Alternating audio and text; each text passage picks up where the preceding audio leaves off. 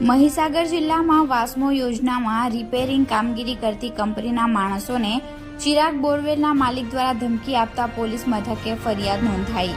મહીસાગર જિલ્લાના ખાનપુર તાલુકાના નવા ગામે સરકાર દ્વારા જાહેર કરેલી મહત્વાકાંક્ષી યોજના નળ સે જળની કામગીરીના સમ સુધી પાણી આપવાની જવાબદારી ગુજરાત પાણી પુરવઠા બોર્ડ અને ગટર વ્યવસ્થા બોર્ડ દ્વારા કરવામાં આવતી હોય, જે ઘરે ઘરે નળથી જળ પાણી પુરવઠા શરૂ કરવાની જવાબદારી વાસ્મોની હોય છે।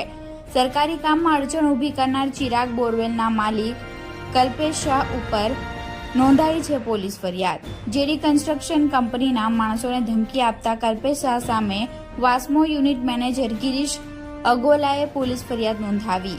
સરકારી કામમાં રૂકાવટ કરી ધાકધમકી અને ગાળો બોલતા ચિરાગ બોરવેલના માલિક કલ્પેશ શાહ અને તેના સાગીરત સામે પોલીસ ફરિયાદ નોંધાઈ છે। કલ્પેશ શાહ અને તેના સાગીરતોએ ફોન ઉપર ધમકી આપી હતી।